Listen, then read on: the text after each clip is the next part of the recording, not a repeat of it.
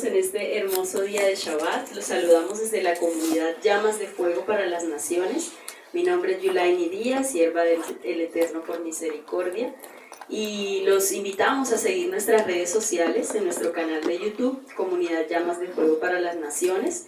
Ya tenemos diferentes sedes, gracias al Padre, en Paipa, la Nueva Jerusalén, Soacha, Cundinamarca, de donde los saludamos en este momento, Cachipay y Fontibón. Bendiciones.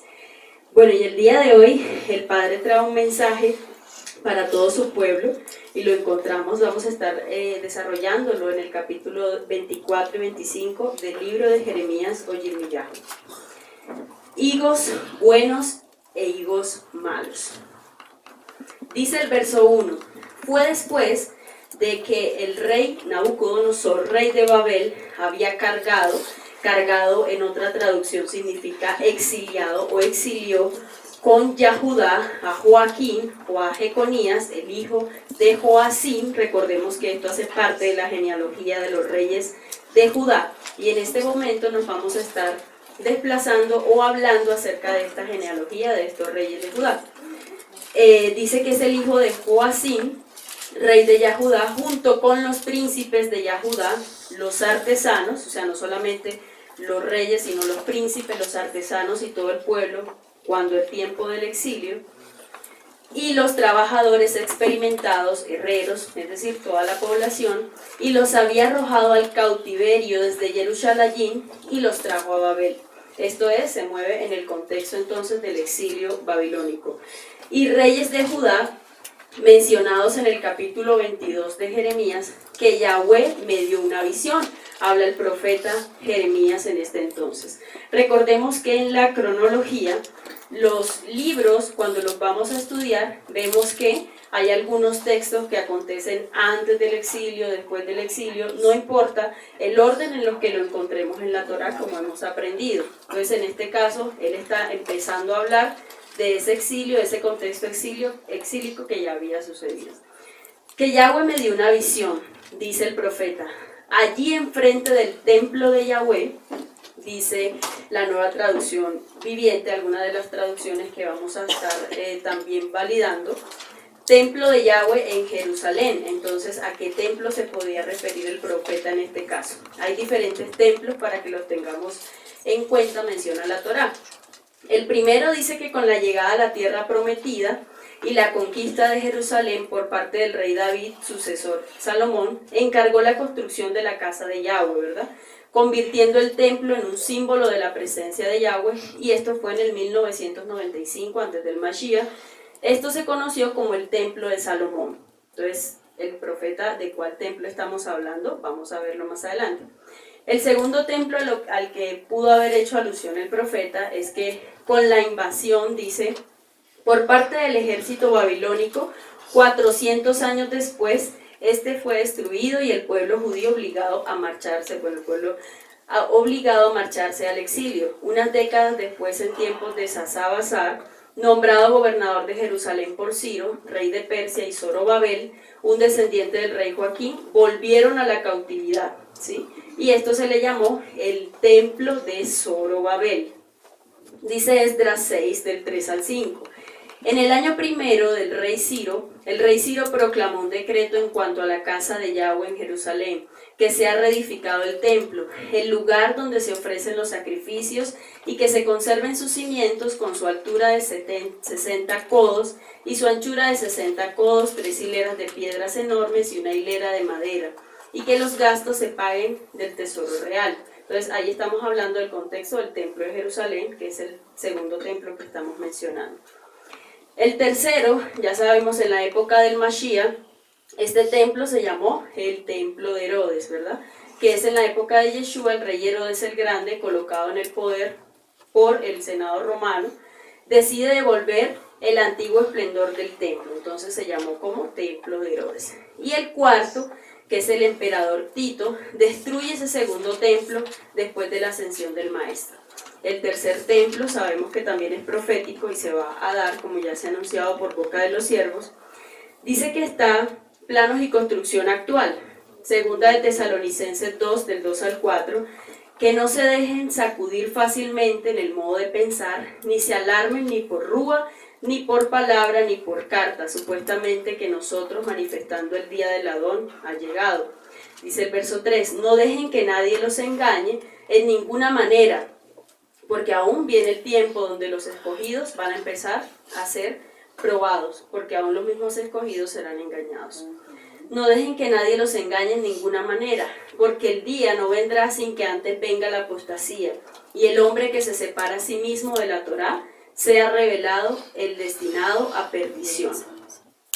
Él se opondrá a toda la gente, a todo lo que la gente llama Dios, o hacen objeto de adoración. Él se exaltará a sí mismo y se pondrá sobre todos ellos, tanto que se sentará en el templo de Yahweh. Aquí habla de la construcción del tercer templo. Y se proclamará el mismo Elohim. Otro templo, que es el templo de Yahweh, que también se menciona, podría ser o corresponder a la Nueva Jerusalén, y lo vemos en Apocalipsis 11:1, donde dice, entonces me fue dada una caña semejante a una vara de medir, y se me dijo, levántate y mide el templo de Yahweh y el altar y a los que adoran en él. Otro es nuestro cuerpo, ¿no? Porque nuestro cuerpo es templo del Ruach HaKodesh, como contempla 1 Corintios 6:19.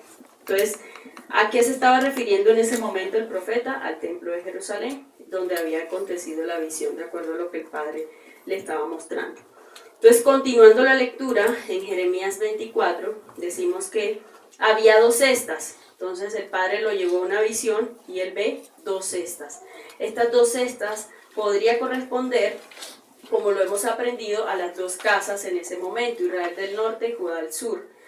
Y buscando en el Estrón la palabra cesta de higos, porque él vio 2 cestas de higos, vamos a desarrollar esa palabra higos y qué significa tanto espiritualmente y a futuro, qué significa, qué quiere el Padre con cada uno de nosotros al mencionar esta palabra.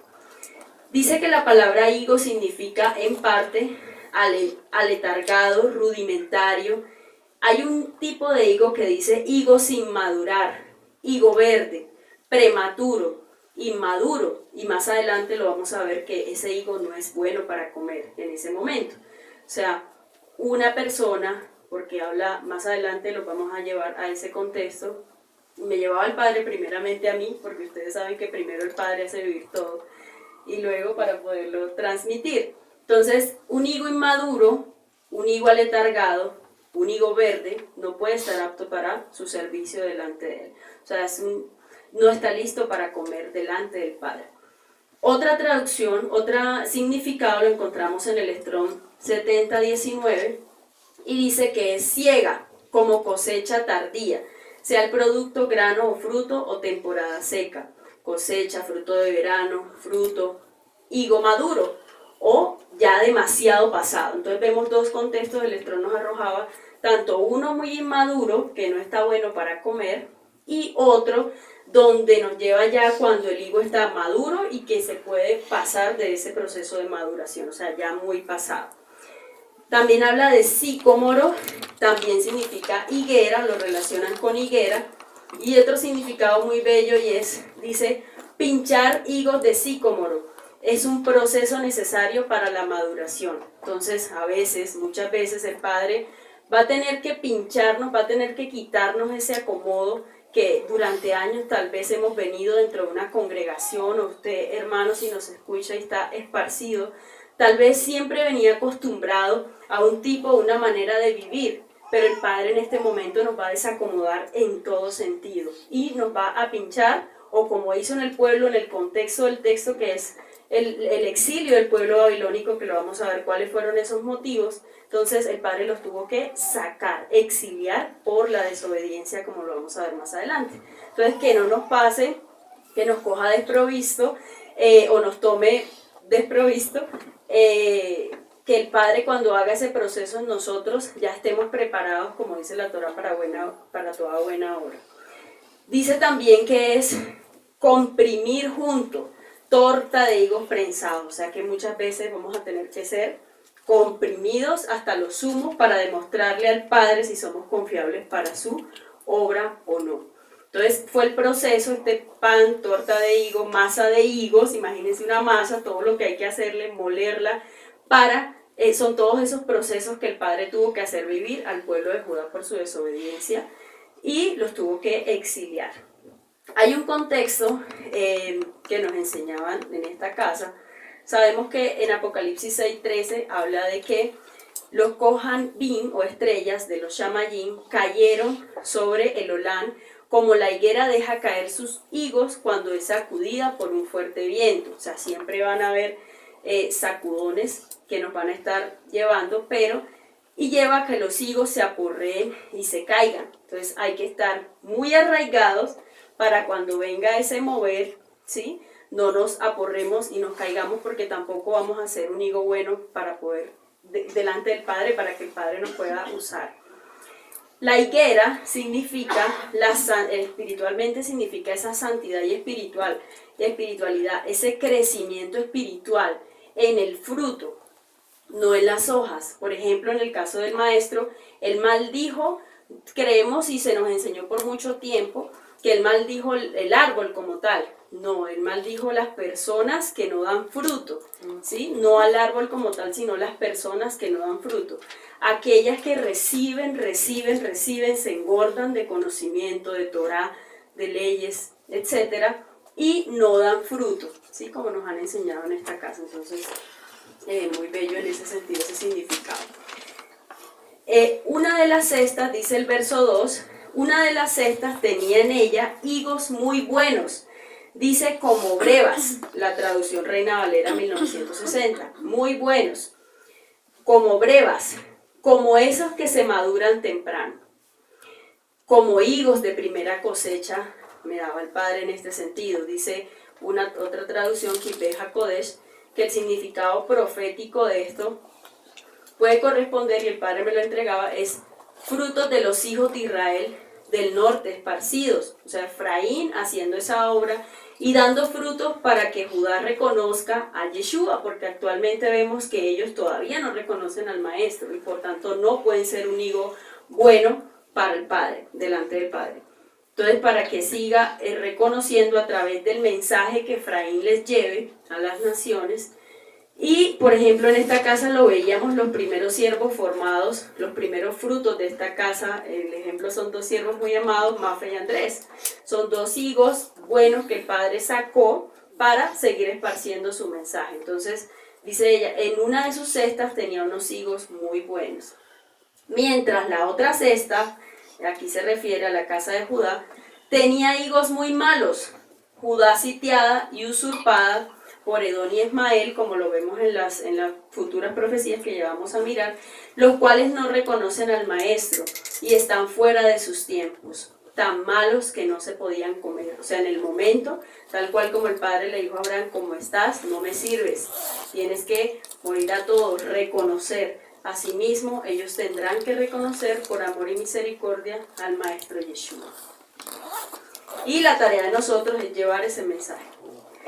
Entonces dice que no se podían comer. ¿Qué significa esta palabra en el Estrón? No se podían comer, corresponde a la palabra inundar, diluvio, destrucción, maldad, destrucción de maldad, ungir, untar, o sea, y también se relaciona con muy malos. ¿Qué significaba esa palabra muy malos? Porque el Padre hace énfasis en muy malos, muy buenos, buenos y malos.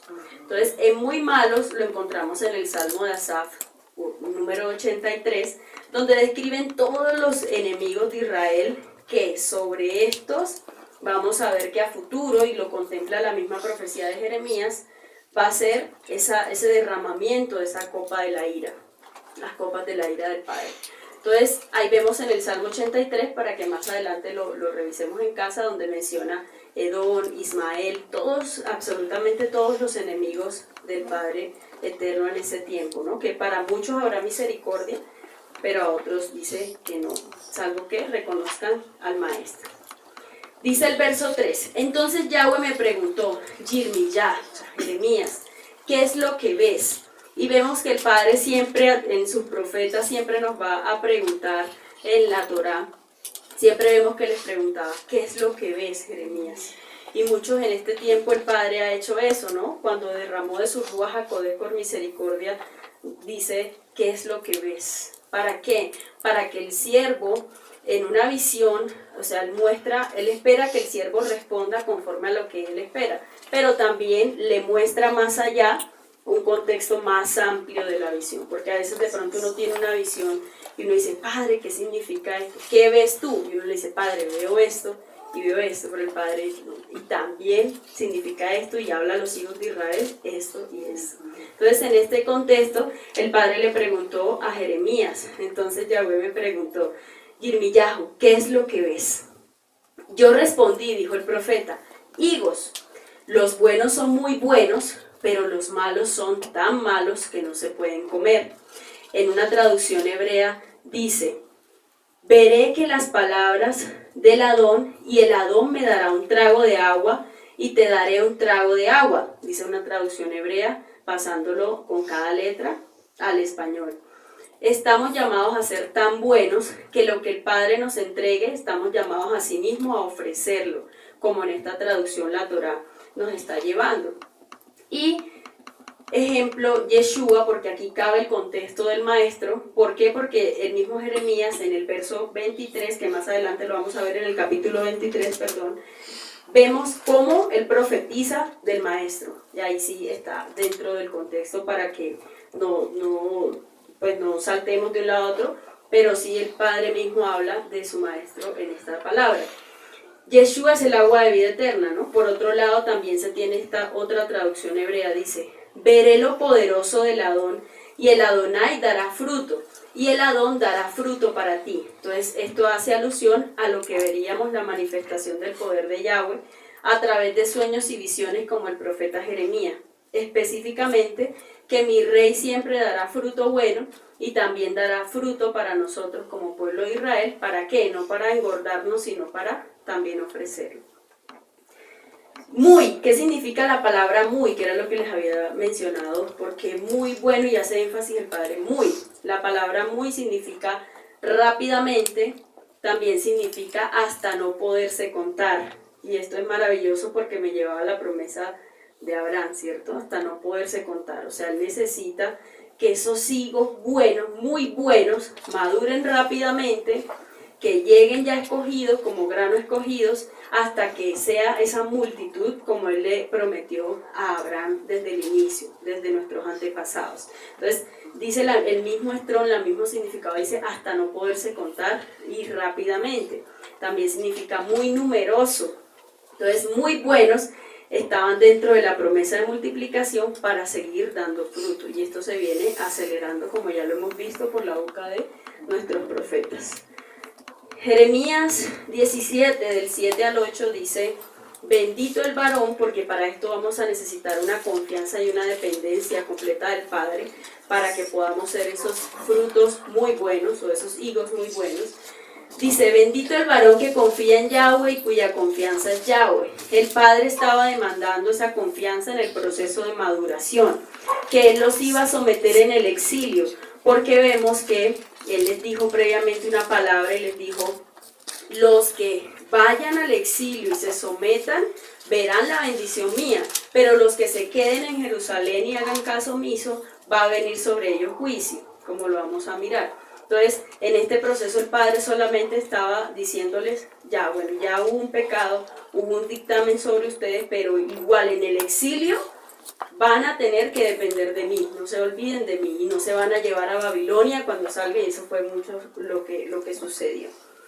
Entonces, porque será, siguiendo en Jeremías 17, porque será como el árbol plantado, o sea, ellos iban a ser en ese contexto como árbol plantado junto a las aguas, que junto a la corriente echará sus raíces y no verá cuando viene el calor, sino que su hoja estará verde, y el año de sequía no se fatigará ni dejará de dar fruto. O sea, iban a ser muy buenos si se sometían o salían y eran obedientes durante el exilio babilónico. Dice la versión Kadosh, bendito el hombre que confía en Yahweh. Yahweh será su seguridad, es lo que el Padre espera también en este tiempo de cada uno de nosotros.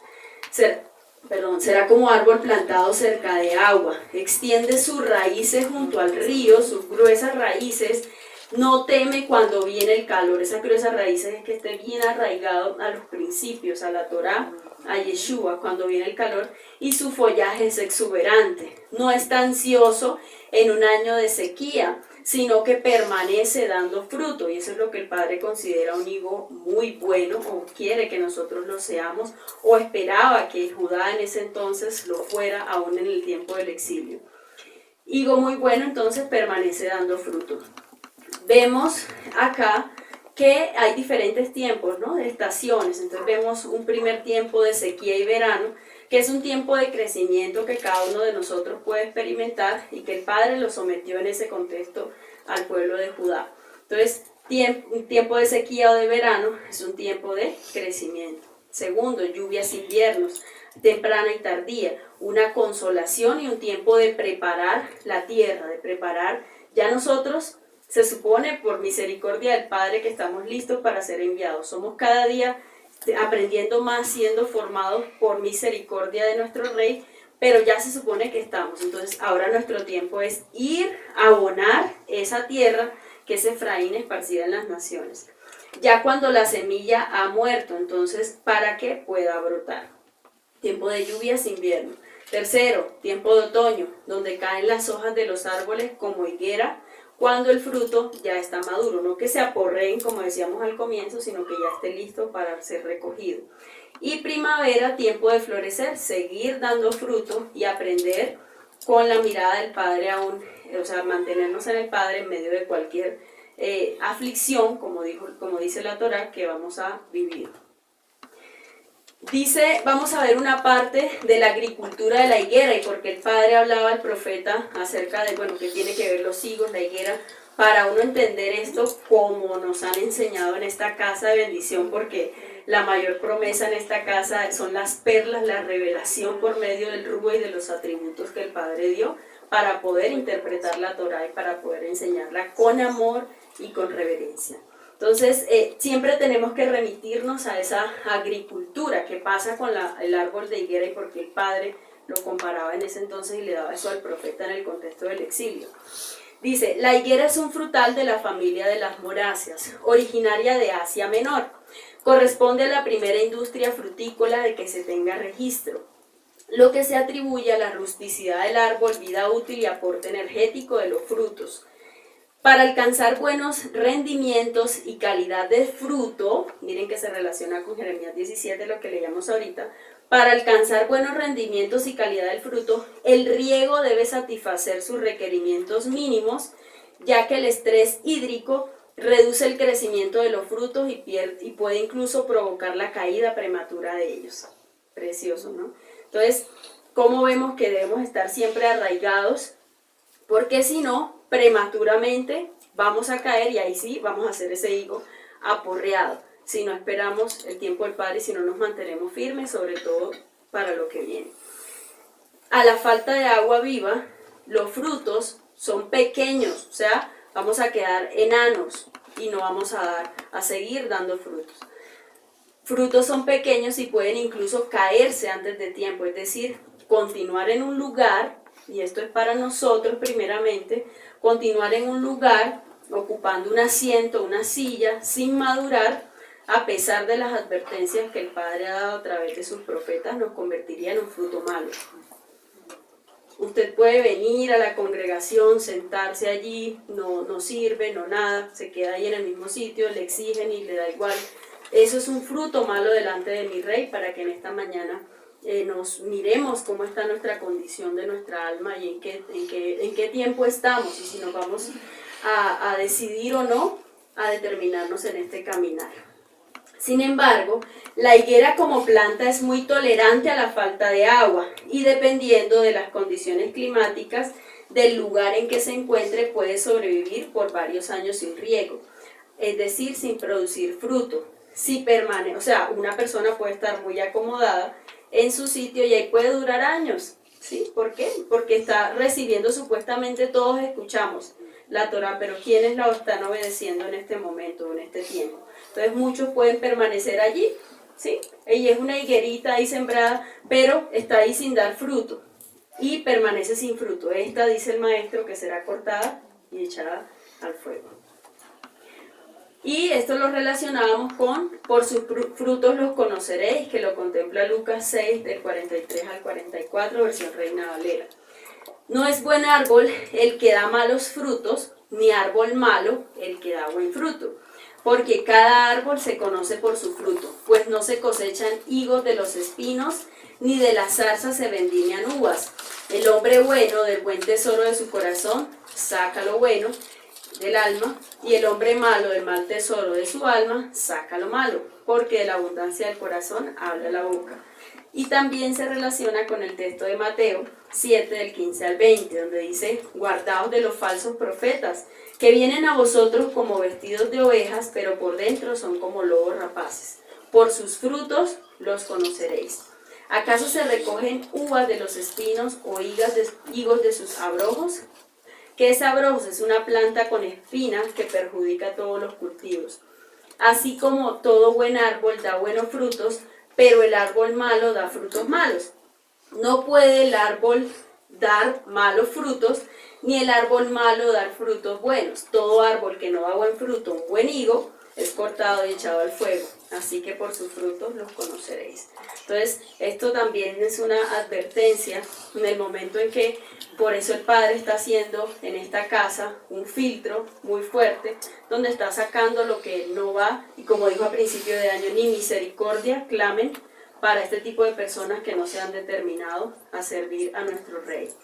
Y aquí da una advertencia también donde dice: todo árbol malo, ¿sí?, no da buen fruto.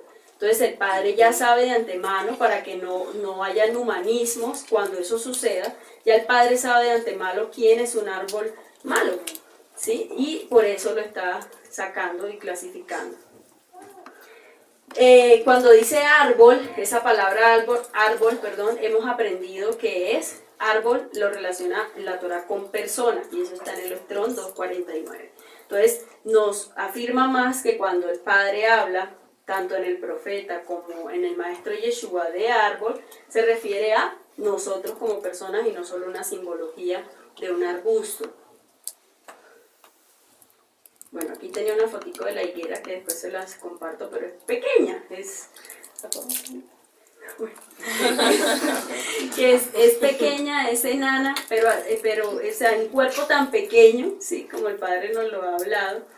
Ahí yo he escogido de lo vil y lo menospreciado a ustedes como remanente, como pueblo de Israel, para que permanezcan en obediencia y no se desvíen como hizo Judá, que vemos en el contexto del texto que estamos hablando. Diferencia entre higos y brevas, porque decían, sí leíamos la traducción anterior que decía que los comparaba también con brevas. ¿En qué sentido? Dice: la higuera tiene la capacidad de generar en cada nudo o metámero de sus brotes una hoja, una yema vegetativa y un fruto. Dice Juan 15, del 1 al 11: yo soy la vid verdadera y mi Padre es el labrador. Labrador es quien labra la tierra, o sea, el que hace que esa tierra sea productiva y se puedan desarrollar los cultivos. ¿En qué consiste la labranza? Dice Yeshua que el Padre es el labrador, ¿no? ¿En qué consiste esa labranza? La labranza suele consistir en crear surcos en la tierra, en cada alma de nosotros, crear surcos en la tierra, que sea un arado con una herramienta manual, el proceso el tiempo del Padre para crecimiento de nosotros. El objetivo del labrador es adecuar la tierra para la siembra. ¿Y para qué? Para que dé buen fruto. Destruir las malas hierbas también lo hace el labrador, o sea, el mismo Padre. Y favorecer la circulación del agua para un mejor riego. Esa es la tarea de nuestro Abba en ese tiempo, el que cada uno de nosotros que sea determinado. La tarea del labrador es ardua, debe caminar varios kilómetros por día. Entonces, todo pámpano que en mí no lleva fruto lo quitará, y todo aquel que lleva fruto lo limpiará para que lleve más fruto, o sea, que no se crea, mira aquel que esté firme, mire que no caiga, porque él seguirá limpiándonos. Ya ustedes están limpios por la palabra que os he hablado. Permaneced en mí y yo en vosotros. Como el pámpano no puede llevar fruto por sí mismo si no permanece en la vid, así tampoco vosotros si no permanecéis en mí. Yo soy la vid, vosotros los pámpanos. El que permanece en mí y yo en él, este lleva mucho fruto, porque separado de mí nada podéis hacer. El que en mí no permanece será echado fuera como pámpano. Y miren que si el texto ha llevado, el Rúa guiaba que echado, cortado, echado al fuego, cortado, echado al fuego, que es lo que el Padre viene haciendo en este tiempo para que ninguno de nosotros se pierda por misericordia. Separados de mí nada podéis hacer. El que en mí no permanece será echado como pámpano y se secará. Y los recogen y los echan al fuego y arden. Si permanecéis en mí, mis palabras permanecen en vosotros, pedid todo lo que queráis y os será hecho. En esto he glorificado a mi Padre, en que llevéis mucho fruto y seáis así mis discípulos. Como el Padre me ha amado, así también os he amado, permaneced en mi amor. Si guardareis mis mandamientos, que es la invitación que el Padre ha dado desde el comienzo, permanecéis en mi amor. Así que yo he guardado los mandamientos de mi Padre y permanezco en su amor. Estas cosas os he hablado para que mi gozo esté en vosotros y vuestro gozo sea cumplido.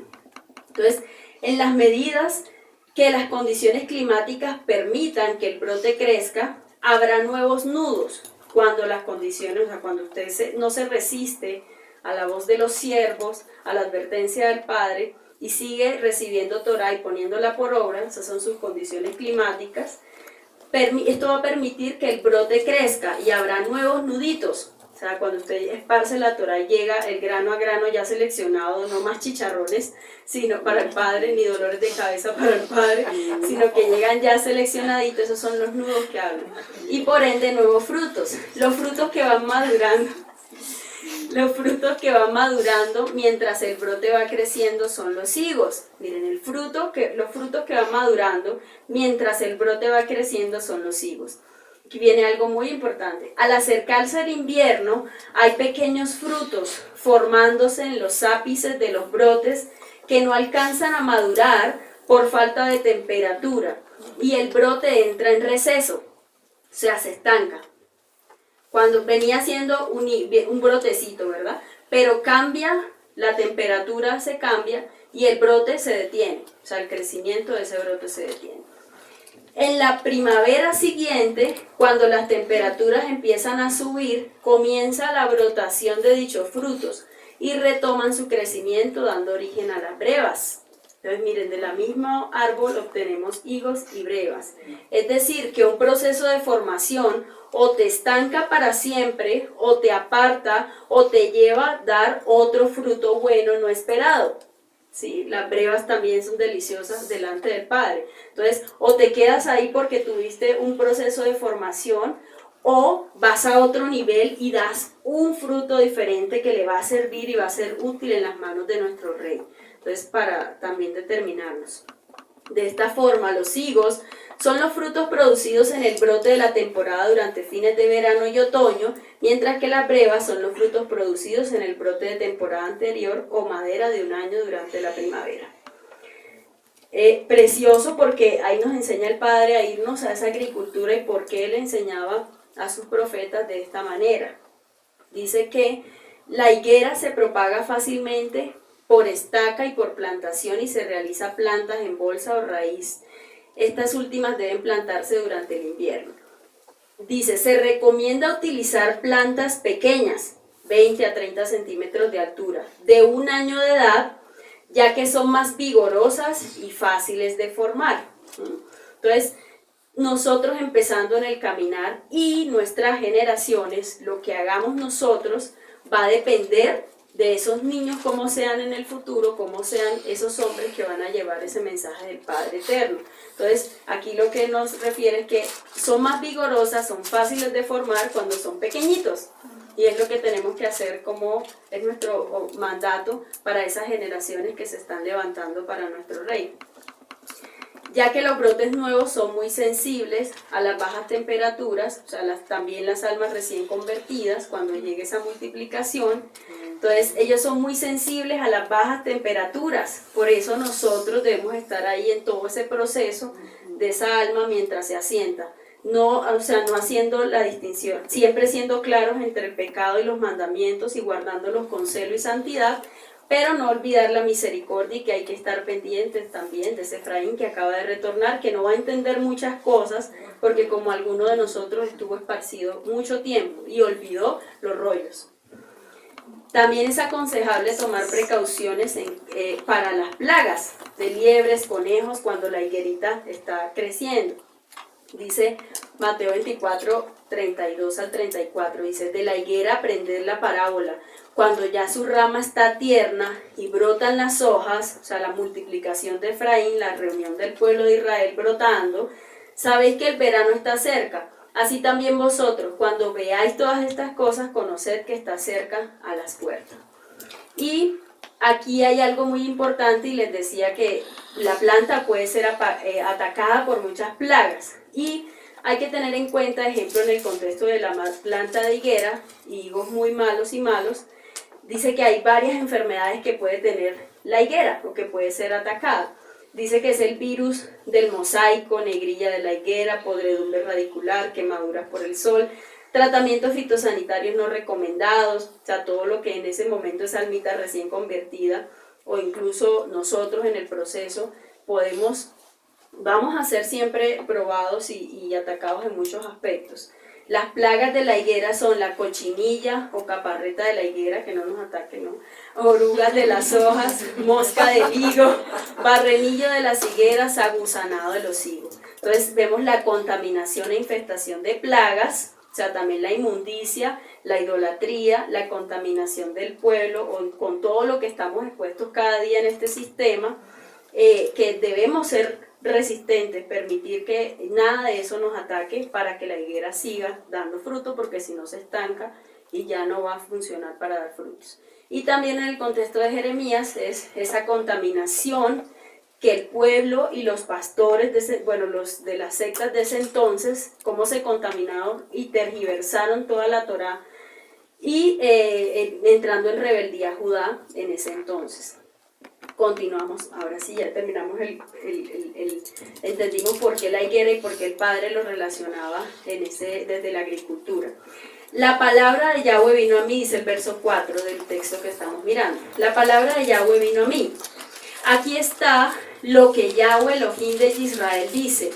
Yo consideraré a los cautivos de Yahudá, a quienes yo los mandé lejos de este lugar a la tierra de los caldeos o babilónicos, como buenos. Lo que les decía en un comienzo, que el Padre mismo dijo, los que salgan al exilio los consideraré como buenos si permanecen en obediencia aún en el exilio.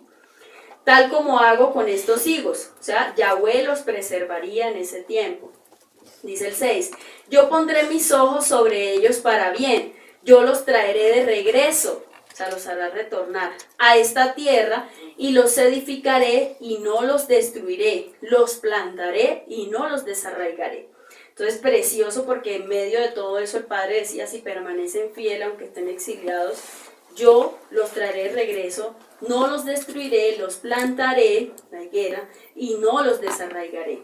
Dice Ezequiel 11:17, por tanto di, así dice el Adón Elohim, yo os recogeré entre los pueblos y os reuniré de las tierras, entre las cuales habéis sido dispersados, os daré la tierra de Israel. Amós 9:14 dice, restauraré el bienestar de mi pueblo Israel, y ellos reedificarán las ciudades asoladas y habitarán en ellas. También plantarán viñas y beberán su vino, y cultivarán huertos y comerán sus frutos. Dice, yo les daré un corazón para conocerme, que yo soy Yahweh. Ellos serán mi pueblo y yo seré mi Elohim. Y miren, aquí vemos un texto muy hermoso y muy para pensarlo en nuestra alma, y es Éxodo 6 del 7 al 9. Ustedes serán mi pueblo y yo seré su Yahweh. Yo soy el Adón, su Elohim. Y ustedes sabrán que yo fui quien los rescató de la opresión de los egipcios. Los llevaré a la tierra que juré darles a Abraham, Isaac y Jacob, tan cierto como que yo soy el Señor de esta tierra será de ustedes. Entonces Moshe intentó contarles esto a los israelitas, lo que el Padre le acaba de decir, pero no lo quisieron escuchar, porque estaban impacientes por todo el trabajo que tenían que hacer, y muchas veces uno se encuentra en esa angustia del día a día, del sistema, ¿sí? Y ahí lo que pasó en ese momento en el pueblo fue que, como Jeremías 6:16, dijeron no queremos, como en la actualidad muchas personas dicen no queremos. y no son pueblo, porque el Padre ya los tiene grano a grano y el que es pueblo escuchará y obedecerá la voz de su pastor. También lo encontramos en Jeremías 31, del 1 al 14. Cuando ese tiempo venga, dice Yahweh, yo seré su Elohim de todos los clanes de Israel y ellos serán mi pueblo. Así dice Yahweh, lo encontré caliente en el desierto, con aquellos que habían sido muertos por la espada. Ve y no destruyas a Israel, dice el 6. Porque en un día, cuando el que llama en las montañas de Efraín llamará, levántense y vayan a subir a Sión, a Yahweh Eloheinu. Contempla, los traeré del norte, los reuniré de los confines de la tierra para Pesaj en ese entonces, y el pueblo tendrá gran multitud y ellos regresarán aquí, o sea, confirmando ese retorno que iban a hacer si se mantenían en obediencia aún en el exilio. Ellos salieron gimiendo, yo los traigo de vuelta con consolación, causándolos alojarse por arroyos de agua sobre sendas allanadas, porque yo soy un padre para Israel y Efraín mi primogénito. Naciones, oigan la voz de Yahweh, proclamen en las islas lejos, digan, aquel que dispersó a Israel también lo recogerá, guardándolo como pastor a su rebaño. Pues dice, yo expandiré y alegraré con vino el alma de los Cohanim, los hijos de Leví, y mi pueblo estará satisfecho con mis buenas cosas, dice Yahweh, que es nuestra promesa también. Para ellos regresarán a mí de todo, porque ellos regresarán a mí de todo corazón. Llevaremos la Torá a otros lugares para que Efraín retorne. Dice, ahora sí continuamos en Jeremías 8, pero referente a los higos malos, que son tan malos que no se pueden comer, Yahweh dice, yo haré que Sedequías, el rey de Yahudá, y príncipes se parezcan a ellos, asimismo el resto de Jerusalén, que permanece en esta tierra, y aquellos que viven en la tierra de Misrayim.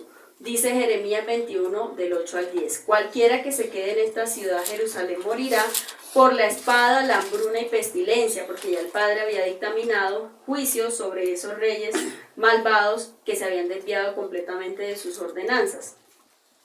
Pero que él salga y se rinda a los Cashdim babilónicos que los están asediando, permanecerá con vida, su propia vida será su único botín de guerra. Es la recompensa, ese botín militar era lo que recompensaba los bienes del sitio donde ellos iban pues estaban en el tiempo de guerra, y el botín de guerra era esos bienes móviles que ellos adquirían cuando el general o Yahweh autorizaba que se tomaran. Entonces, qué confrontante esto, porque decía, cualquiera que se quede en Jerusalén morirá por espada, por hambruna y pestilencia, que es lo que el Padre ha hablado. Será confundido si se queda en Misrayim, si se queda esparcido en el sistema, usted será confundido, vendrá la hambruna para usted, no habrá salvación para su generación, vendrá la peste. Las pestes vendrán sobre esto, o las plagas también vendrán sobre estos. Pero el que se rinda a los babilónicos que los están asediando permanecerá con vida, y su propia vida será su botín de guerra. Dice, el 10, porque yo he determinado absolutamente que esta ciudad tendrá el mal y no el bien, dice Yahweh, será entregada al rey de Babel y la quemará hasta los cimientos.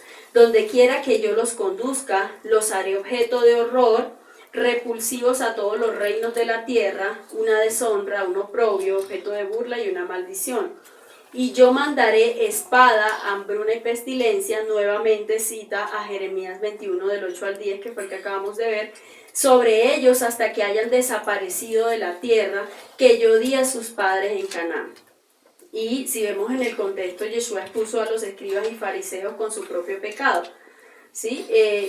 Y acá lo que decía el Padre básicamente era, los que permanezcan en Jerusalén y sean desobedientes van a venir sobre todo esto sobre ustedes. Entonces también eso es una advertencia para nosotros, porque ya se nos ha dicho que si nos quedamos y no se determinan y somos sacados de ese propósito, vendrá espada sobre nuestras generaciones y sobre nosotros vendrá hambruna, plagas, pestilencia para la tierra. Pero para los guardados y para los que se mantengan en nuestro rey, pues va a haber esa misericordia, por eso está creando esos lugares de refugio. Bueno, dice, ¿qué aprendimos entonces de este primer capítulo?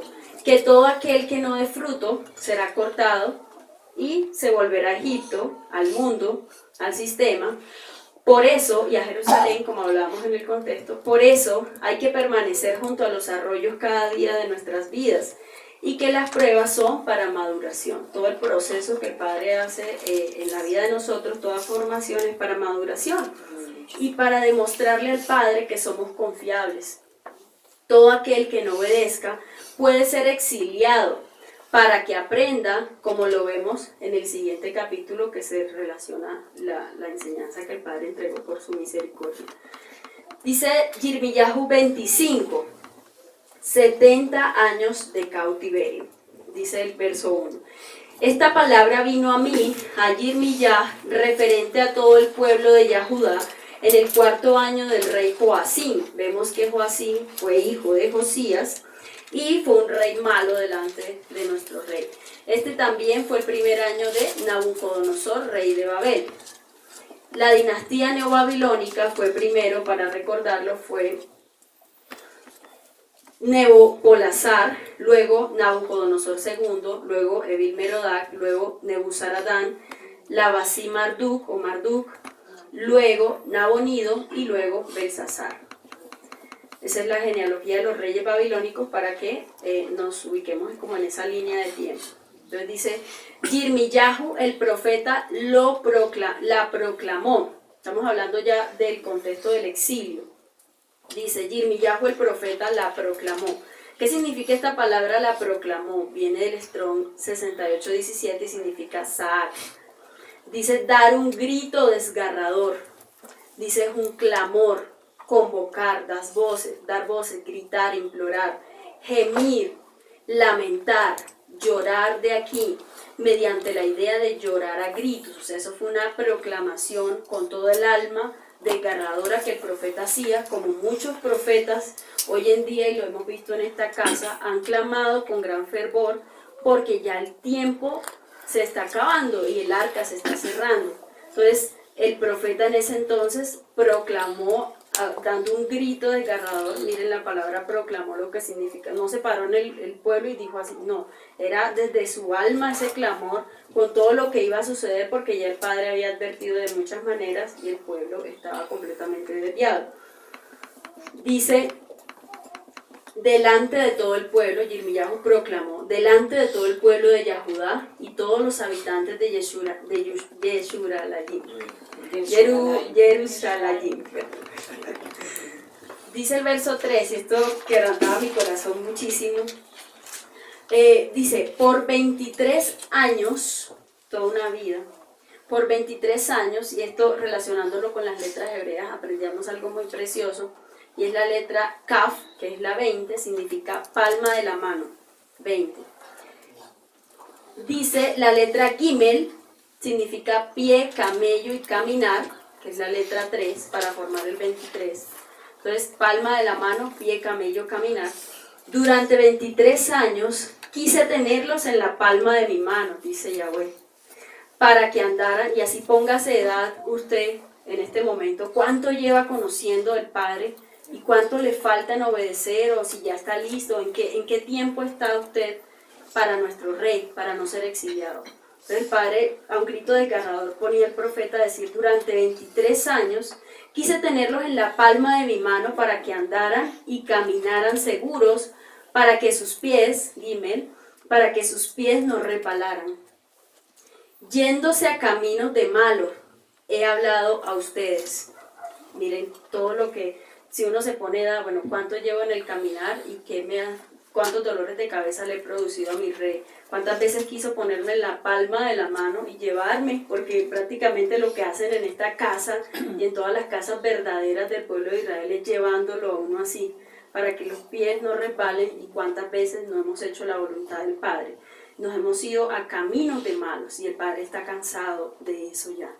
He hablado a ustedes, y sumando el 2 y el 3, como dijo, 23 años, da 5, que es la letra Hei, y dice ventana y mirar, ¿verdad?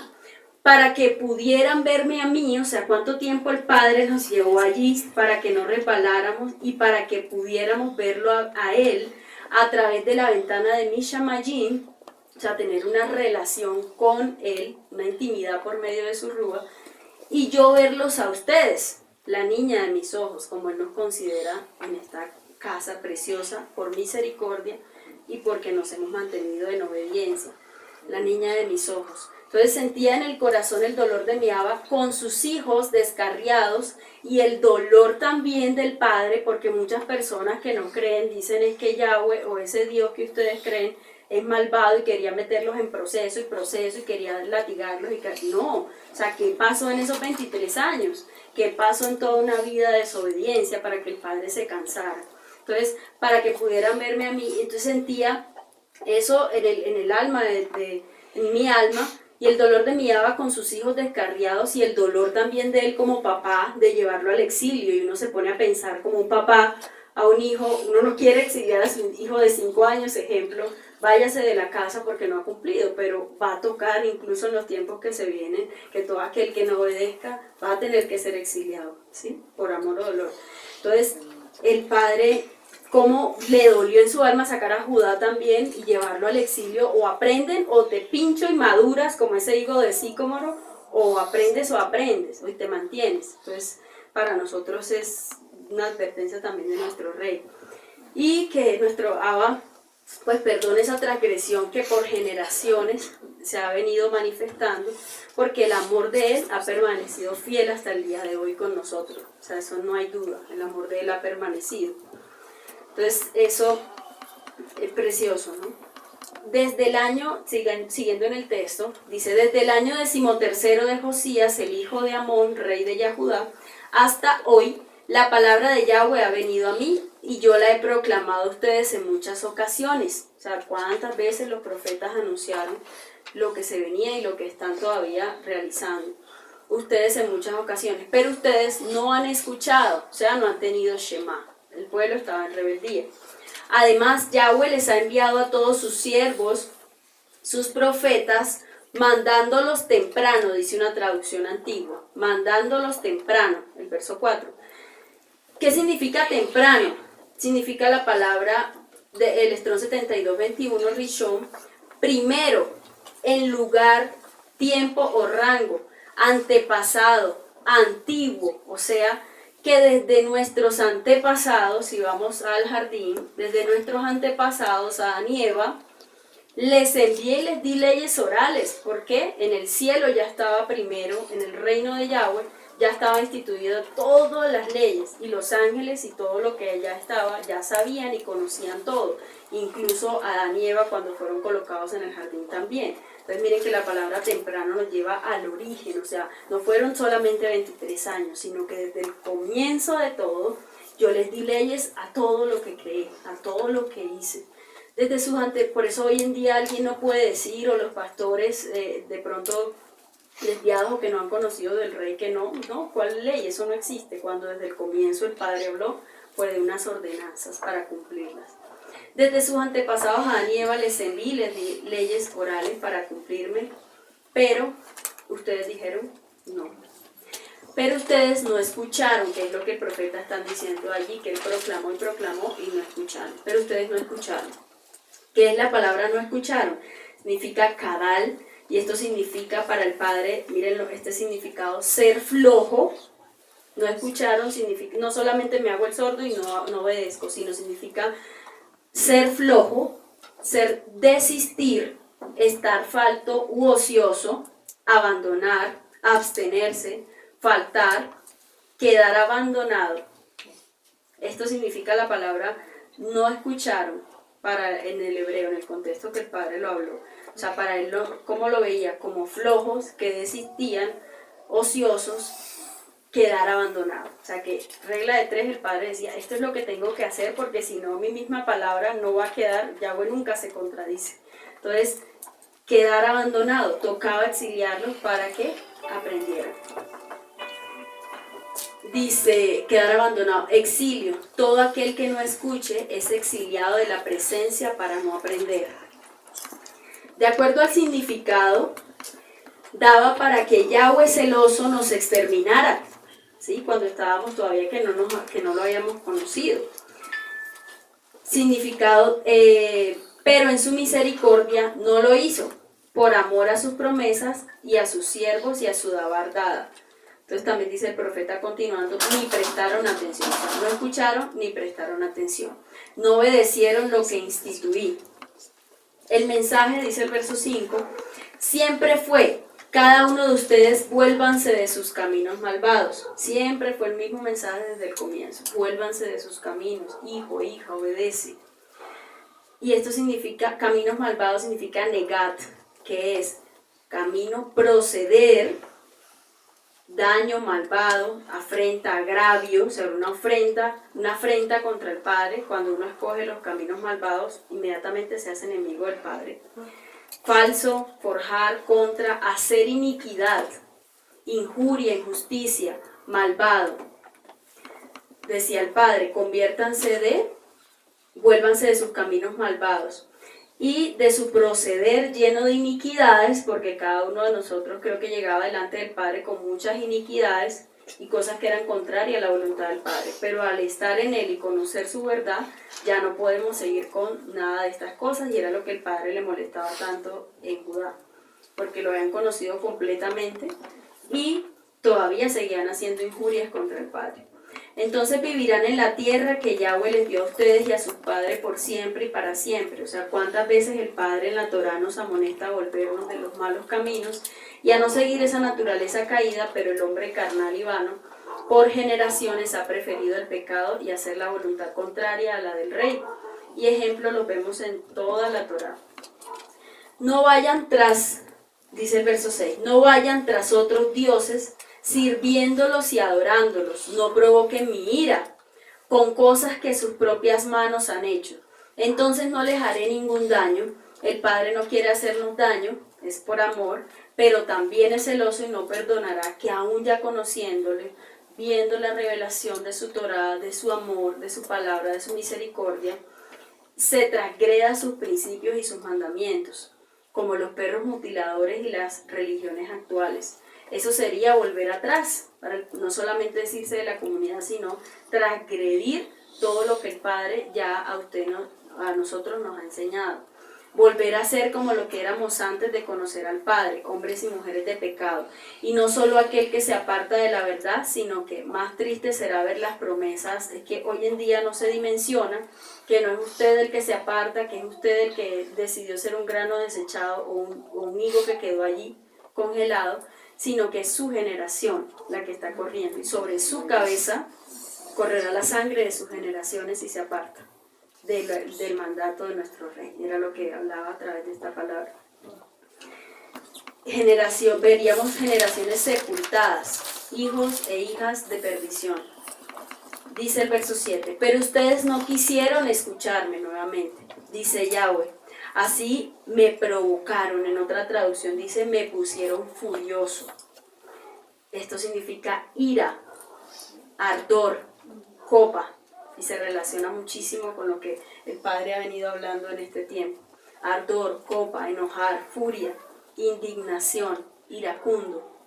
Dice otra traducción, me enojaron con el producto de sus propias manos para su propio daño. O sea, todo pecado de desobediencia tiene una consecuencia.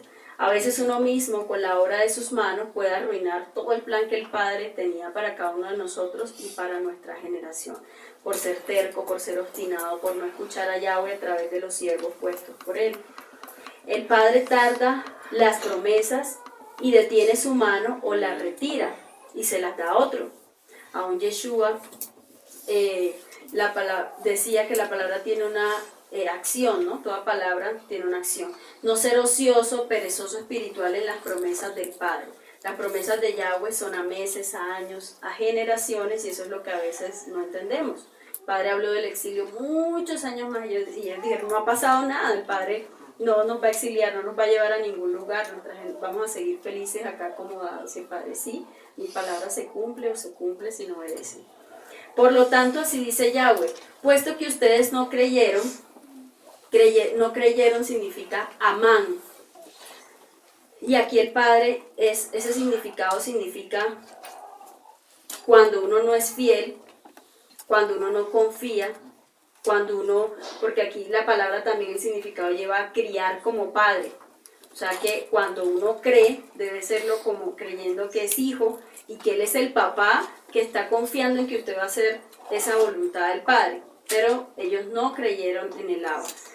Creer también significa ir a mano derecha, o sea, en la palma del Padre, en la palma de la mano del Padre.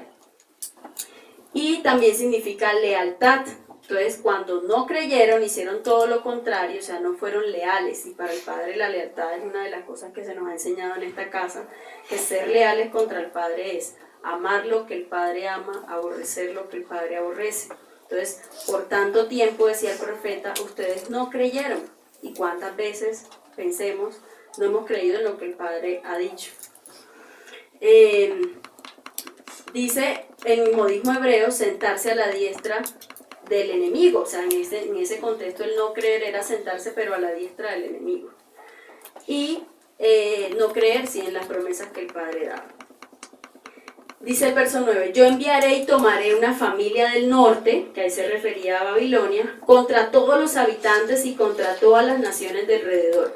Yo los destruiré completamente, haciéndolos objeto de horror y ridículo y una ruina perpetua. Dice la versión Kitbeh HaKodesh en el verso 9, yo voy a mandar a buscar a todos los pueblos del norte, ejércitos de Babilonia, declara Yahweh, y a mi siervo Nabucodonosor, Dios dio un control, Yahweh dio un control de todo y usó un siervo, o sea, le dijo mi siervo, o sea, mi siervo significa que va a hacer mi voluntad, ¿sí? Va a ser un instrumento para que yo pinche a esa Judá en este momento de desobediencia. Nabucodonosor, él lo usó para formar y procesar a su propio pueblo, por eso el Padre puede usar lo que él quiera, y para poder lograr su objetivo con cada uno de nosotros si tiene un propósito en él. Usaré el Melech de Babel, o sea el rey de Babel, y los traeré contra esta tierra y contra sus habitantes y contra todas las naciones de alrededor, y los examinaré y los convertiré en desolación, en objeto de chifletas. Luego iba a convertir a Babilonia en objeto de chifletas y ruinas perpetuas por hacerle esto a mi pueblo, decía el Padre. Esta parte se refiere a lo que haría con Babel después de esa cautividad de su pueblo. Y la palabra chifletas lo encontramos en Daniel 4, 28 al 37. Y vemos todo lo que vino a ese rey, porque el Padre lo usó y lo denominó su siervo, pero él, que muchas veces puede suceder en el pueblo de Israel, que el orgullo aumente porque es pueblo, porque ha sido llamado, porque es hijo. También hay que cuidar mucho el alma y el corazón físico y espiritual en este tiempo, porque el hecho que seamos, pues entonces soy exclusivo y ni misericordia tengo con el hermano que no conoce. Entonces, ojo aquí lo que le sucedió a este rey cuando el Padre lo levantó y le dijo, mi siervo. Entonces, dice Daniel, y dijo el Padre que lo iba a convertir en objeto de chifletas, decíamos. Daniel 4, 28 al 37. Todo esto vino sobre el rey Nabucodonosor. Al cabo de 12 meses, paseando en el palacio real de Babilonia, habló el rey y dijo, no es esta, esto lo habló Nabucodonosor, ¿no? No es esta la gran Babilonia que yo edifiqué para casa real con la fuerza de mi poder y para gloria de mi majestad. Aún estaba la palabra en la boca del rey cuando vino una voz del cielo y dice, a ti se te dice, rey Nabucodonosor, el reino ha sido quitado de ti, y de entre los hombres te arrojarán, y con las bestias del campo será tu habitación, y como los bueyes te apacentarán a 4 patas. Y 7 tiempos pasarán sobre ti hasta que reconozcas que el Altísimo tiene el dominio en el reino de los hombres y lo da a quien él quiere. O sea, él simplemente era un instrumento para que su pueblo madurara y para que aprendiera algo puntual. No era para que se engrandeciera, para cuidarnos en este tiempo. Entonces dice el 33, en la misma hora se cumplió la palabra sobre Nabucodonosor y fue echado de entre los hombres. Y comía hierba como los bueyes y su cuerpo se mojaba con el rocío del cielo hasta que su pelo creció como plumas de águila y sus uñas como las aves.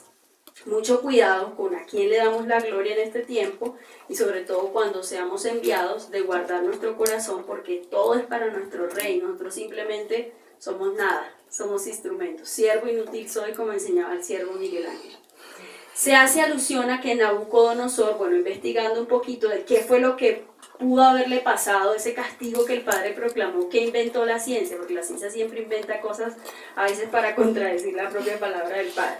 Decía, según la psiquiatría, que la enfermedad que tuvo Nabucodonosor se llamaba boantropía o porfiria. Conforme lo que se describe en el siguiente apartado, dice que además se han presentado aproximadamente 60 casos con la misma sintomatología, pero sabemos que es un juicio que el padre determinó, y además de la descripción de las tablillas confirmando lo sucedido descrito en el libro de Daniel. Dice que tuvo una enfermedad que se llamó boantropía de Nabucodonosor. En las declaraciones de un erudito de apellido Meyer, también se menciona la existencia de una tablilla cuneiforme que confirma el trance profetizado y relatado en el libro de Daniel. Estas fueron sus declaraciones. El asirólogo Grayson publicó una tablilla cuneiforme en el siglo VI antes del Mashiach, encontrada en Babel y ahora expuesta en el Museo Británico, que afirma que la vida de Nabucodonosor parecía carecer de valor y que continuamente daba órdenes contradictorias, como el padre pone a la burla a todo aquel que se levante en contra de lo que él ha instituido. No podía reconocer, por eso debemos guardar nuestro cuerpo, nuestra alma, y también aún todo lo que hacemos, decimos, pensamos. No podía reconocer a sus propios familiares ni contribuir en ninguno de los proyectos de construcción. En 1946, el doctor Raymond Harrison de Inglaterra registró sus experiencias de observar un caso moderno de boantropía. Observó que la única normalidad física del paciente era el alargamiento de su cabello y un estado engrosado de las uñas. Es las mismas anomalías que acosan a Nabucodonosor, quien agregó que el famoso rey pasó el día deambulando por los terrenos, o sea, el paciente que le estaba observando pasó el día deambulando por el asilo hasta el anochecer, comiendo puñados de hierba y bebiendo charcos como un animal. O sea, el padre puede llevar hasta lo sumo a alguien que se crea más de lo que él es. Siempre nosotros reverentes, allí postrados porque no somos nada, somos por misericordia llamados a hacer su obra. Y hay otra explicación por allá que decía que era porfiria. ¿Qué es la porfiria? Es un trastorno cuando se acumulan unas toxinas en el cuerpo que se llaman porfirinas, que son un desecho de unos compuestos orgánicos de la hemoglobina. Entonces, ¿qué síntomas tiene esta enfermedad? Cólicos, dolor abdominal, sensibilidad a la luz, erupciones, ampollas, fotodermatitis, problemas con el sistema nervioso muscular, problemas mentales, daño neurológico, patologías psiquiátricas, etcétera, etcétera. Entonces, según lo que dice, también hay otra fuente que decía que tenía licantropía, que es cuando se creen animales lobo, ¿sí? Pero miren cuánto... Exacto. Y se creen hombres lobos donde tienen alteración de la personalidad, alucinaciones, pérdida de contacto con la realidad. Entonces, miren todo lo que, las explicaciones que daban, pero sencillamente sabemos, la ciencia puede decir muchas cosas, pero lo que sabemos es que dictaminó un juicio el padre por creerse más de lo que en verdad era, porque solamente era mi siervo, no para que se engrandeciera, sino para usarlo para su propio propósito en su pueblo. Dice el verso 34, mas al fin del tiempo yo, Nabucodonosor, alcé mis ojos al cielo y mi razón me fue devuelta. Y bendijo al Altísimo y lo alabé, lo glorifiqué, eso fue después de que pasó todo eso, al que vive para siempre, cuyo dominio es sempiterno, o sea, infinito, y su reino por todas las edades. Ahí sí, como aprendió. Todos los habitantes de la tierra son considerados como nada, y él hace según su voluntad en el ejército del cielo y en los habitantes de la tierra, y no hay quien detenga su mano y le diga, ¿qué haces? En el mismo tiempo, mi razón fue devuelta y la majestad, o sea, hasta que él reconoció eso, otra vez la razón le fue devuelta. Y la majestad de mi reino, mi dignidad y mi grandeza, todavía seguía, mi grandeza volvieron a mí. Y mis gobernadores y mis consejeros me buscaron y fui restablecido en mi reino y mayor grandeza me fue añadida. Ahora yo, Nabucodonosor, alabo, engrandezco y glorifico al Rey del cielo, porque todas sus obras son verdaderas y sus caminos justos. Él puede humillar a los que andan con soberbia, él puede humillar, ¿no? Siempre va a humillar el soberbio lo mira de lejos. para cuidar nuestro corazón en este tiempo que hemos sido llamados pueblo. Que no tengamos que caer como Él por la altivez de nuestro corazón. Porque un día podemos haber sido llamados siervos, pero esa altivez del corazón y del espíritu podíamos entrar en esa locura, y como están muchos pastores en púlpitos, en entebrecimiento, nublación de mente, y por eso hablan tantas cosas para desviar al pueblo de Yahweh. Y podemos ser desechados de la presencia. Dice, continuando el texto de Jeremías, que también nos convertiría en ruinas perpetuas, ¿cierto? Dice Jeremías 51:37, y Babilonia se convertirá en un montón de ruinas, frecuentada por chacales, será objeto de horror y menosprecio, un lugar donde nadie vive. Sin embargo, y aquí vemos un apartado, un noticiario como dice mi amada Ingrid, y sin embargo, a Irak, miren esta noticia. Entonces, el padre que dijo en Jeremías 51, Babilonia se convertirá en un montón de ruinas, frecuentada por chacales, horror, sitio de horror, menosprecio, un lugar donde nadie vive. Cuando el padre dice, así se debe hacer. El embargo a Irak impide reconstruir Babilonia. El ambiente prebélico corta los fondos para las excavaciones y muchos arqueólogos se incorporan a filas. Esto fue desde Babilonia, 13 de noviembre de 1990 a las 6 de la tarde. Dice que Babilonia, dice así el comunicado, Babilonia ha dejado de surgir de entre las arenas en las que dormía hace 2000 años. El embargo decretado por la ONU y la delicada situación por la que atraviesa Irak han obligado a suspender la restauración de la que fue capital del mundo.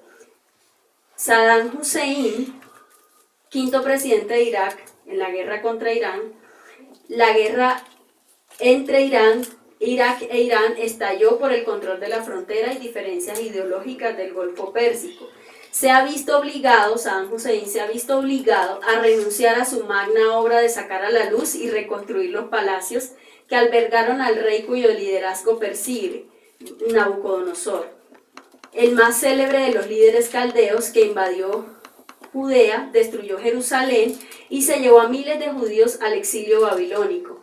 Es uno de los ídolos de Saddam, junto con otro gran gobernante, Hammurabi, que vivió 17 siglos antes del Mashiach y promulgó el código, ¿no?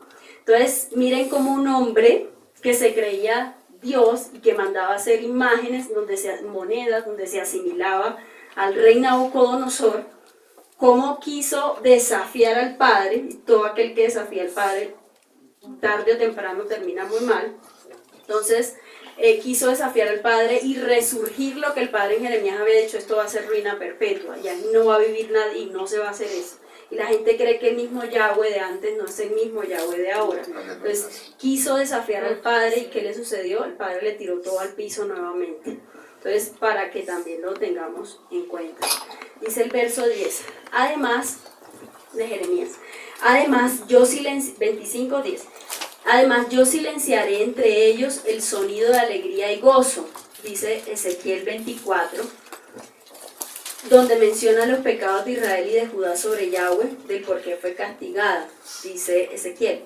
Así que les contesté, recibí un mensaje del Adón, quien me dijo que se lo transmitiera a los israelitas. Esto dice el Adón soberano: contaminaré mi pueblo, que es fuente de seguridad y orgullo, mi templo, que es fuente de seguridad y orgullo. Sabemos que el templo era su orgullo máximo.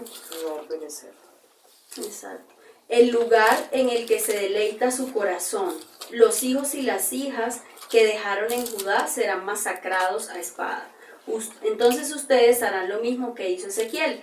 No harán duelo en público, ni se consolarán entre ustedes comiendo lo que les traigan sus amigos. Se dejarán la cabeza cubierta y no se quitarán las sandalias. No harán luto ni llorarán, pero se consumirán a causa de sus pecados.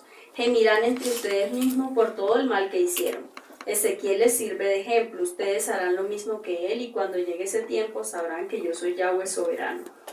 Luego el Adón me dijo: hijo de hombre, el día que les quite su fortaleza, su alegría y su gloria, el deseo de su corazón, su tesoro más querido, también les quitaré a sus hijos e hijas. O sea, les iba a dejar sin nada. Ese día un sobreviviente llegará desde Jerusalén a Babilonia para contarte lo que sucedió. Cuando llegue, enseguida recuperarás la voz para que hables con él y serás un símbolo para los de este pueblo. Entonces ellos sabrán que yo soy Yahweh. Lo que iba a suceder, ¿no? Las voces del novio, también dice que le quitará el gozo, como ya vimos, y las voces del novio. Es decir, la voz de Yahweh. Y la novia no podrá ser agradable, o sea, la quejilá de Yahweh delante del Padre en ese entonces no podía ser agradable delante de él. Y se unirán, pero no felices en la cautividad. El olor del ungüento también lo quitaría el Padre. ¿Qué significa ese olor de ungüento? También significa ese ungüento aromático, perfume, perfumista. Quitaré, o sea, lo que el Padre estaba queriendo decir con esta palabra es que quitaré que puedan ofrecerme un perfume grato delante de mí. O sea, en ese tiempo, un olor fragante no lo podían ofrecer. Levítico 1, del 8 al 9 dice holocausto, ¿no? Luego los sacerdotes hijos de Aarón acomodarán las piezas, la cabeza y la grosura y los intestinos sobre la leña que está sobre el fuego que habrá encima del altar, y lavará con agua los intestinos y las piernas, y el sacerdote hará arder sobre el altar. Holocausto es ofrenda encendida, olor grato para Yahweh. Dice Proverbios 28:9, las oraciones serán abominables, los que se casen en entonces que las oraciones en ese entonces iban a ser abominables según el proverbio. Pero los que se casen, porque él decía que iba a quitar el perfume, el ungüento, el sonido, el gozo, todo. Y dice acá que los que se casen en bendición para dar un buen fruto y una buena simiente. Y más que estamos en la recta final, necesitamos como hijos ser fuertes y matrimonios fuertes, para que no se nos haya quitado esa alegría, ese gozo como manifiesta el texto.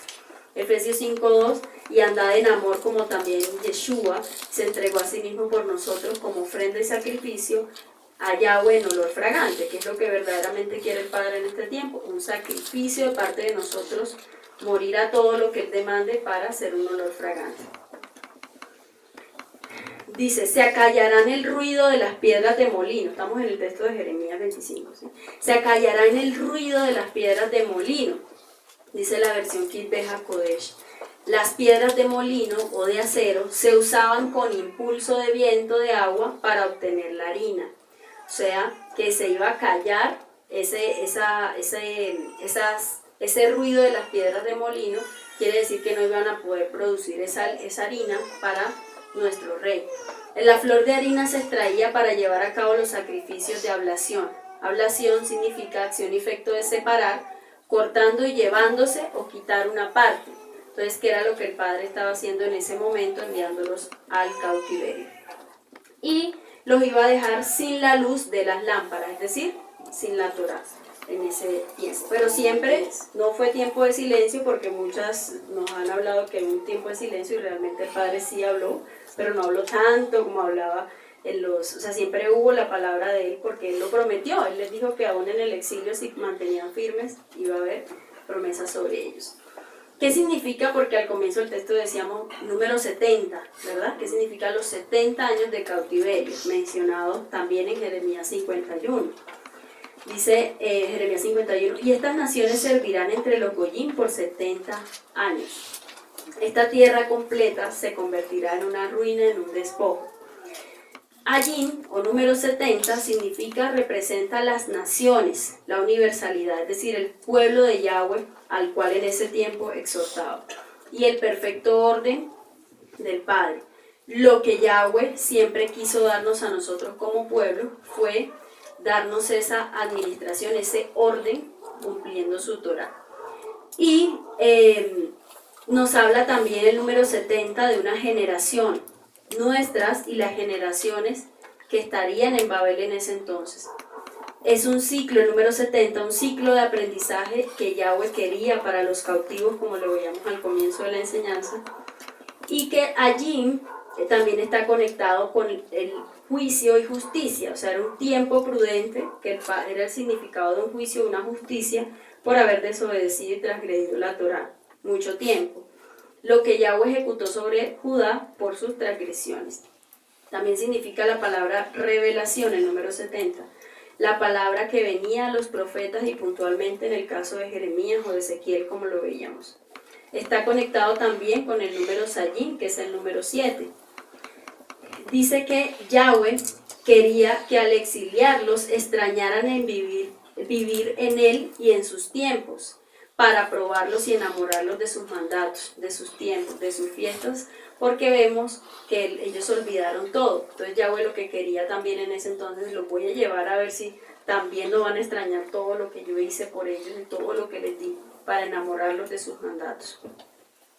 Dice también que los mandó, que allí también significa ojos y buscar conocimiento. Ahí les tocaba esconderse para poder escudriñar en lo que el Padre ya había hablado. Entonces, eso bien hermoso porque el número 70 nos da un panorama de todo lo que el Padre pensó en el momento, o soñó, bueno, es un antropomorfismo, pero lo que su espíritu hizo con cada uno de ellos al exiliarlo, o nosotros cuando estamos en proceso de crecimiento. Pero cuando los 70, verso 12 de Jeremías 25, pero cuando los 70 años pasen, yo castigaré al rey de Babel y a esa nación y a la tierra de los Kasdim, dice Yahweh, por su pecado. Yo la convertiré en ruina perpetua, lo que ya mencionábamos anteriormente.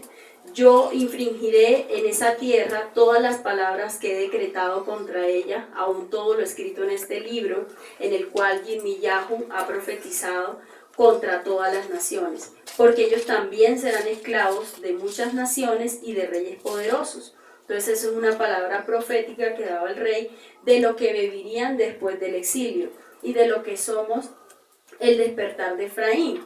Entonces yo los redistribuiré de acuerdo a sus obras y a la obra de sus propias manos. Y como decidimos los esparcidos retornar a sus mandatos por medio del Mesías Yeshua, asimismo retribuirá al Padre. O sea, dice, todo aquel que retorne verdaderamente será retribuido por mi parte. Traeré contra aquella tierra todo lo que he decretado contra ella, dice otra versión, todo lo que está registrado en este libro y lo profetizado, ya no dice contra el profeta, a través del profeta, sino para todas las naciones, porque ellos también serán esclavizados y por grandes reyes, y yo los redistribuiré conforme a sus hechos y conforme a su conducta. También puede significar posteriormente la invasión del rey Ciro durante el reinado de Belsasar.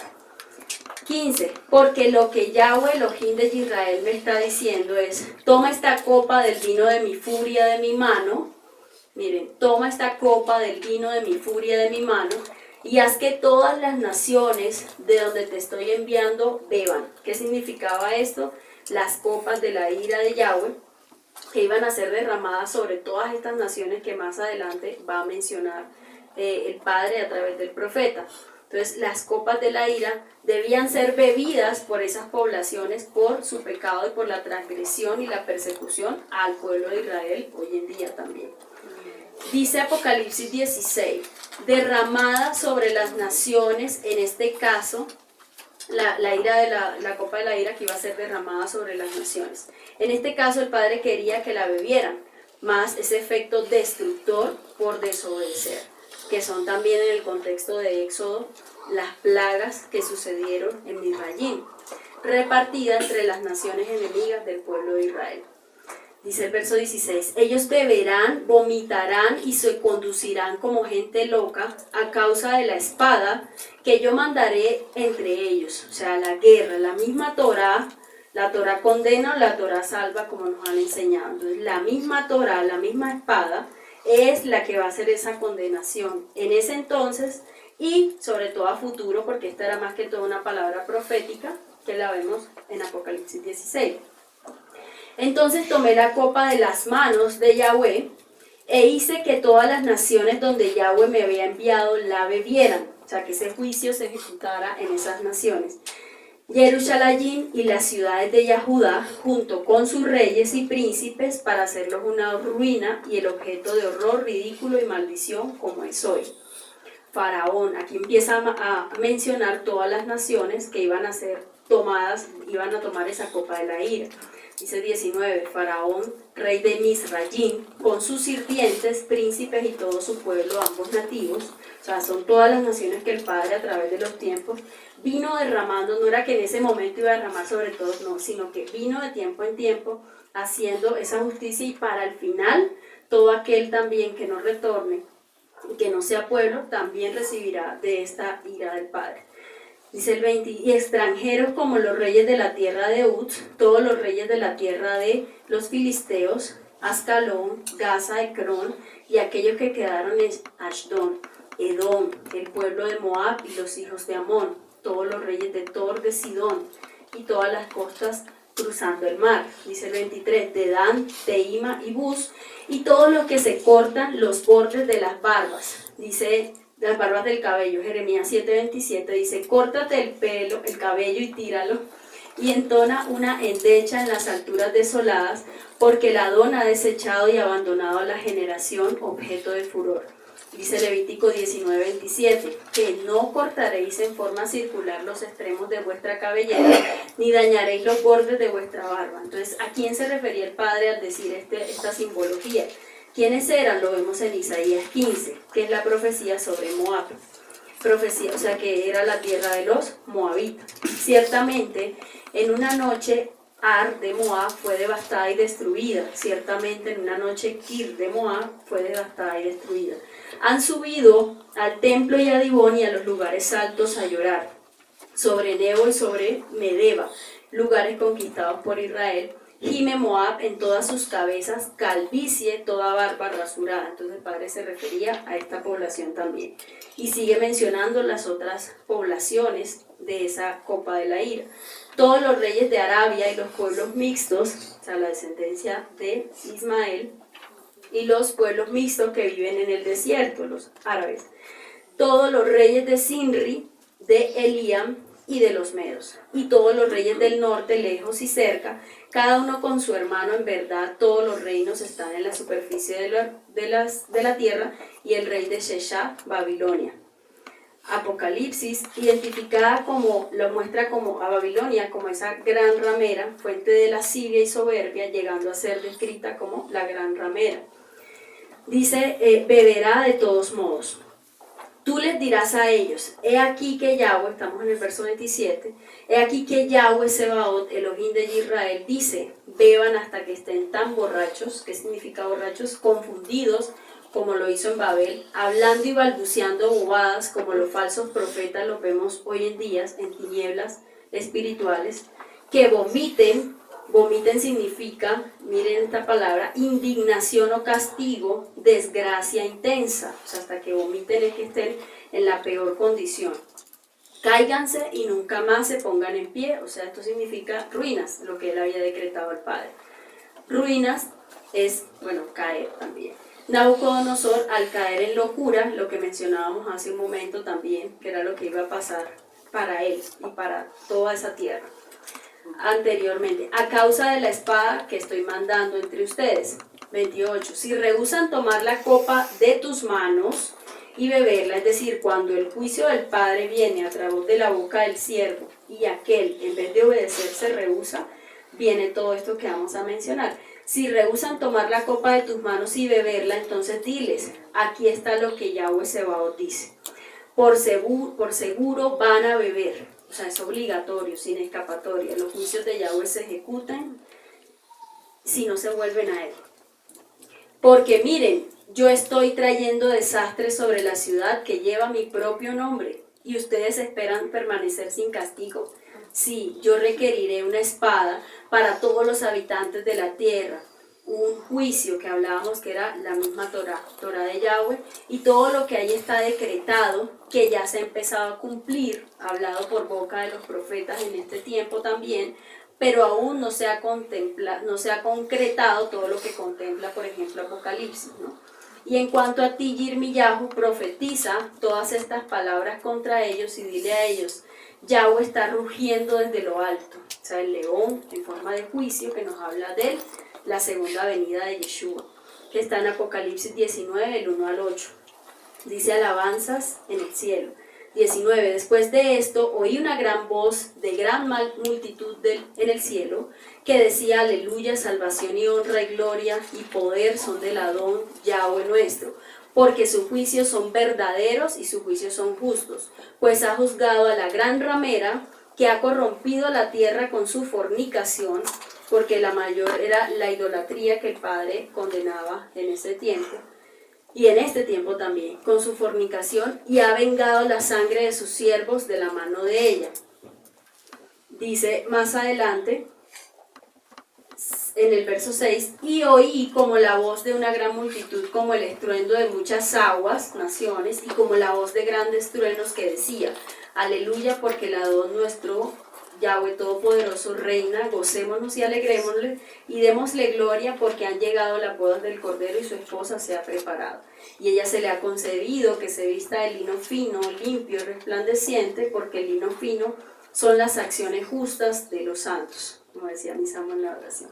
¿Cómo debemos estar permanentemente en el pueblo? Y exactos, únicamente los de corazón puro van a poder diferenciar en el tiempo final todas las pruebas que vienen, porque aún los mismos escogidos serán engañados. Y permanentemente estar ataviados con esas vestiduras, porque el juicio del Padre ya está dado, y Jeremías se acopla a la profecía de Apocalipsis que decíamos. Alzando su voz desde su morada Kadosh, pronunciará una declaración sobre su lugar, y estos responderán como hombres que pisan uvas. Entonces dice, cuando pisan uvas actualmente se considera una festividad, como lo descrito a continuación. Dice, la pisa de uva nos ha legado un importante patrimonio para el mundo, etnográfico y cultural, para imprimir lo mejor ritmo a la acción física y repetitiva de pisar uvas. Se utiliza música de fondo. Esto imprime un carácter festivo a la acción. Son muy destacables los cantos y coplas populares, también llamadas algunas zonas cantar de vendimia. Y para optimizar el rendimiento se debe dominar la técnica del pisado. La uva se pisa en el centro del lagar y en los extremos. Así además se facilita la fermentación, o sea, de un lado a otro, y la fermentación sea la adecuada por la presión que se ejerce en la uva, que promueve el contacto con las levaduras encargadas del proceso. Y destrucción, esto significa destrucción que venía, o sea, cómo van a estar esas personas inicialmente alegres, gozándose, dándose en matrimonio, como dijo el maestro, y cuando venga todo esto, el juicio, esa fermentación, esa masacre a las naciones que han ido contra el Padre, esa va a ser la destrucción que viene a los habitantes de la tierra. Van a estar así, ni preparados van a estar, porque no han escuchado la palabra en el tiempo, van a estar en festividades y en cosas, mientras que el pueblo de Israel va a estar consagrándose en santidad, guardando su generación para afrontar este tiempo. Entonces dice que cuando rugiera ese león, dice Jeremías, cuando ruja el león, van a estar como en tiempos de vendimia, ¿sí? Como si estuvieran aplastando uvas en un lagar, felices, contentos, hasta que vean que en verdad el juicio del Padre viene a la tierra, o sea, es el juicio futuro que él viene diciendo. El estruendo resuena, verso 31 del capítulo 25, el estruendo resuena hasta los confines de la tierra, porque Yahweh tiene controversia con todas las naciones. Ya está al dictar sentencia sobre toda la humanidad, y a los perversos los ha entregado a espada, al juicio, basado en la Torá. También destinados a ser destruidos los que desobedezcan y no se vuelvan al Padre, dice Yahweh. Así dice Yahweh, el desastre se está esparciendo de nación a nación, y lo vemos. Una furiosa tempestad se está desatando desde lo más recóndito de la tierra. En aquel día, aquellos matados, o sea, los que han muerte espiritual, como el Padre habló al comienzo también, de que iba a haber en este Shavuot muerte espiritual, y lo hemos visto. Entonces dice el profeta, en aquel día aquellos matados espiritualmente por Yahweh serán desparramados. Dios mío. Golpear, ¿qué significa desparramado? Golpeados, dispersos, empujados hacia afuera, dejar desierto, desnudo, es decir, sin cobertura para todos aquellos que se hayan alejado de lo que el Padre ya había hablado en este tiempo. Combate también significa desde un extremo de la tierra hasta el otro. Habrán lugares de dispersión de las casas, bueno, no les harán, como está actualmente en las naciones esparcido, no les harán luto, ni lo recogerán ni enterrarán. O sea que dice que en aquel tiempo, los que espiritualmente el Padre haya desechado, ya que hayan sido empujados hacia afuera, los ha dejado desnudos, los ha dejado en el desierto, o sea en el sistema, No les harán luto, ni los recogerán ni enterrarán. ¿Para quién es eso? Para nosotros. Para todo aquel que hay pobrecito y clame misericordia, ni siquiera eso. Nos van a decir de pronto, pensarán que somos de corazón duro, pero o de alma, sí, o sea, que no tenemos compasión ni nada, pero no, porque el mismo Padre, y lo está recordando acá a través del profeta, ustedes no les harán luto, ni los recogerán, ni los enterrarán cuando todo eso se vea. No sabemos si somos nosotros que vamos a alcanzar o nuestras generaciones que van a ver esas generaciones de todo aquel que se aparte en este tiempo. Sino que yacerán en la tierra como estiércol. O sea, yacerán en la tierra como estiércol. El dios del estiércol dice que es Belcebú, también lo relaciona. Dios del o sea, serán ahora sirvientes, pero de Belcebú, del sistema. Nombre de Satanás Belcebú. O sea, Satanás dice que serán dejados en la tierra, yacerán en la tierra como estiércol. Y se nos ha enseñado que Satanás come del polvo de la tierra, ¿cierto? Porque es caído, o sea que come humanos, está al acecho. Y en ese entonces, ¿qué va a suceder? Cuando todo esto pase y esas personas que han sido apartadas, desechadas del Padre, porque ellos decidieron, porque cada uno de nosotros tenemos ese libre albedrío para decidir por los asuntos de nuestro Rey y Él cambia de signos, mi Padre Eterno nos dice que Satán, como come el polvo de la tierra porque es caído, así mismo será con esos apartados en ese tiempo. Los dispersos que no hagan Shema y que no retornen mientras haya tiempo, se perderá en el lago de fuego, será consumido como ese polvo por esa serpiente, junto con Satán, príncipe de este mundo. Dice el 34, aúllen lobos vestidos de ovejas. Y aquí la exhortación a los perros mutiladores y a los falsos pastores que hoy en día se levantan en contra del pueblo de Israel y que no quieren, por desobediencia, retornar. Aúllen lobos vestidos de ovejas, dice Mateo 7, 15, 23, Reina Valera, guardaos de los falsos profetas que vienen a vosotros con vestidos de ovejas, pero por dentro son lobos rapaces, por sus frutos los conoceréis, que lo citábamos al comienzo. Dice pastores, propiamente dice pastores, lloren y lamentense, ustedes machos cabríos de rebaño, o sea, rebeldes. Miren que machos cabríos significa cabra, macho, demonio velloso, simbolismo satánico de rebeldía e insujeción, o sea, de no querer volver a la senda de nuestro Rey, a la senda antigua. Lo contrario al Cordero de Adonai, o sea, volver a Yeshua para que por medio de Yeshua podamos entrar a la presencia de nuestro Rey y obtener los atributos del Ruach HaKodesh. Porque sus días, dice el profeta Jeremías, estamos leyendo el verso 34, porque sus días han sido completados para la matanza. Ustedes caerán como machos cabríos escogidos, serán llevados al desierto para ser expulsados. Sabemos que eso era lo que hacían los machos cabríos en el desierto. Y Jeremías 23 dice, en el capítulo 23, menciona ampliamente esta parte que él cita acá, y es ese juicio a los falsos pastores. Dice, retorno del remanente, Jeremías 23. Hay de los apacentadores que destruyen y dispersan las ovejas de mi rebaño, que es lo que están haciendo actualmente, confundiendo, con su entenebrecimiento, confundiendo al pueblo de Israel para que no retorne. Por tanto, así dicho Yahweh, Elohei de Israel, a los apacentadores de mi pueblo, ustedes dispersaron mis ovejas y las espantaron y no las han cuidado. He aquí que yo castigo la maldad de tus obras, dice Yahweh, y yo mismo recogeré el remanente de mis ovejas de todos los lugares de la tierra donde las eché, y las haré volver a sus moradas y crecerán y se multiplicarán. O sea que sí o sí la palabra del Padre se va a cumplir de reunir ese remanente.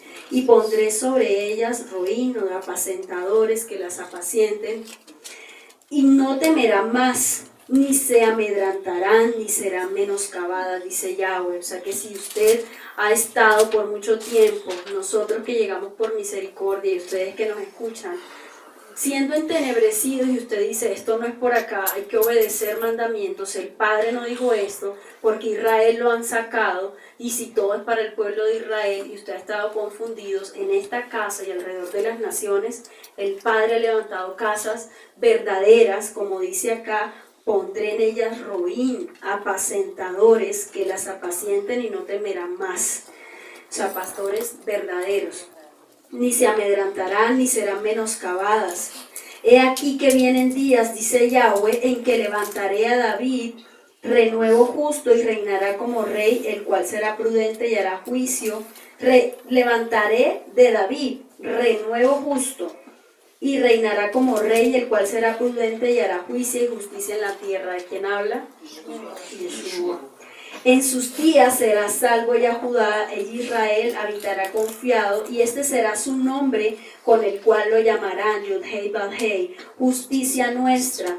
Por tanto, he aquí que vienen días, dice Yahweh, en que no dirán más, vive Yahweh, que hizo subir a los hijos de Israel de la tierra de Misrayim, sino vive Yahweh, que hizo subir y trajo la descendencia de la casa de Israel, de la tierra del norte y de todas las tierras a donde los había echado, y habitarán en su tierra. Denunciación a los falsos profetas. A causa de los profetas mi corazón está quebrantado, por eso fue principalmente el juicio a Judá. Mi corazón está quebrantado dentro de mí, todos mis huesos tiemblan, y estoy como un ebrio y como un hombre a quien dominó el vino, delante de Yahweh y delante de las palabras sublimes. Porque la tierra está llena de adúlteros a causa de la maldición de la tierra, como está sucediendo actualmente. Está desierta, o sea, sin Torá. Los pastizales del desierto se secaron, esos pastos verdes ya no están verdes. La carrera de ellos fue mala, y su valentía no es recta, porque tanto el profeta como el sacerdote son malvados. Aún en mi casa hallé su maldad, dice Yahweh. Por tanto, su camino será como resbaladero en oscuridad.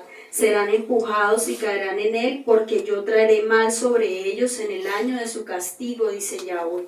En los profetas de Shomron, Samaria, he visto desatinos, profetizaban por el Baal, o su señor, e hicieron desviar a mi pueblo Israel. Y en los profetas de Jerusalén he visto torpezas, cometían adulterios, andaban en mentiras, fortalecían las manos de los malos para que ninguno se convirtiera de su maldad. Me fueron todos ellos como Sodoma y moradores como Gomorra. Por tanto, así dicho Yahweh Sebaot contra aquellos profetas, he aquí que yo les hago comer ajenjos y les haré beber agua de hiel, aguas amargas, porque de los profetas de Jerusalén se ha propagado la hipocresía sobre la tierra. Así ha dicho Yahweh. No escuches las palabras de los profetas que los profetizan, los alimentan con vanas esperanzas, hablan visión de su propio corazón, no de la boca de Yahweh. Dicen atrevidamente a los que me irritan, Yahweh dijo. Yahweh le irrita tanto porque actualmente, y lo escuchamos muy frecuente, dice, Yahweh me dijo, Shalom tendrás, que lo vemos hoy en día, y a cualquiera que anda tras la obstinación de su corazón dicen, no vendrá mal sobre ustedes, es tiempo de prosperidad, es tiempo de libertad, es tiempo de su carro, de sus cosas absurdas y vanas, que finalmente va a llevar a la destrucción de su alma si usted no busca la verdadera senda. Porque quien estuvo en el secreto de Yahweh y vio y oyó su palabra, quien estuvo en la intimidad del Padre y escuchó para obedecer, quien estuvo atento a su palabra y la oyó, he aquí que la tempestad de Yahweh saldrá con furor, y la tempestad que está preparada caerá sobre la cabeza de los malos. No se apartará el furor de Yahweh hasta que lo haya hecho, y hasta que haya cumplido los pensamientos de su corazón en los postreros días, lo entenderás cumplidamente, dice el Padre. Entonces, el Padre, por medio de este capítulo, nos enseña al final cómo ese juicio, sobre todo, así como en Judá, todo el Padre estaba cansado sobre todo de esas cabezas, porque lo que hay en las cabezas se transfiere al pueblo. Estaba cansado el padre en ese entonces y por eso viene ese juicio tan tremendo que dice que serán comidos o devorados como son polvo de la tierra por Hasatán y será destruido, así como el destino de él. Dice el verso 35, ya para finalizar, y el 36, los pastores no tienen modo de huir, los machos cabríos del rebaño no tienen escapatoria. Levítico 16, 22 dice, el macho cabrío será soltado, exiliado, llevando sobre sí inhabitada todas las iniquidades del pueblo. Oigan el clamor, aquí en el contexto para entender que van a ser expulsados del Padre. Oigan el clamor de los pastores, los gemidos de las ovejas y machos cabríos del rebaño, porque Yahweh ha destruido su pastizal. Pastizal significa habitación, morada, pastorear. O sea que los iba a dejar sin Torah, sin pastos de descanso, sin lugares de refugio, sin su Torah, sin su revelación. Dice el verso 37, las moradas pacíficas que quedan serán destruidas a causa de la ira furiosa de Yahweh. Como un león, él ha abandonado su guarida, el Padre se ha levantado, y esto nos habla cuando retorne Yeshua en su segunda venida, porque la tierra se ha vuelto desolada delante de la gran espada furiosa del opresor, Hasatán, y su maldad sobre la tierra para aquellos que también le siguen, y por la ira furiosa de Yahweh, o sea, es el juicio final destinado. Esta es la palabra del Padre, Dios mío, que traía en una advertencia sobre todo para cada uno de nosotros, para lo que a futuro se va a manifestar y cómo nos llevaba al paralelismo del Judá en ese entonces en el contexto del exilio babilónico, para entender los tiempos y lo que viene a futuro, y todo el que se mantenga y soporte todo ese proceso de formación dará un buen higo, ¿sí? Dará un buen fruto en las manos de nuestro Rey.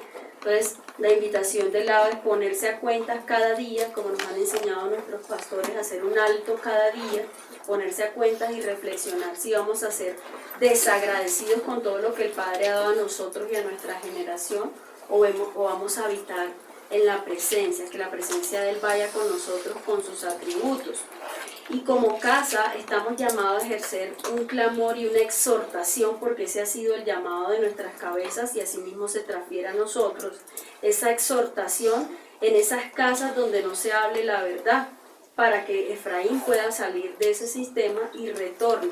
No podemos dejar Efraín esparcido, que mi Padre tiene el control de todo, ya tiene sus ovejas seleccionadas, pero es de nosotros, pueblo de Israel, ir y hablar y predicar esa besorá del reino, teniendo nosotros la verdad por misericordia. No se olviden lo que le pasó a Nabucodonosor, tenerlo siempre presente, porque ha sido por misericordia, Él ha revelado sus perlas, por misericordia, por el precio que han pagado inicialmente nuestros siervos, sino también, porque si no, esto también se nos pedirá cuentas, de que Él nos entregó todo y que hicimos, fuimos siervos buenos o siervos desaprobados o siervos malos.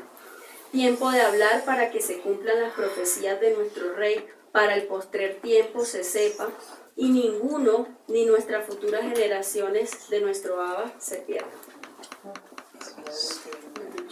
Esa es la palabra que el Padre Eterno entregaba por su misericordia para nosotros, para llevar el mensaje para las naciones de la tierra.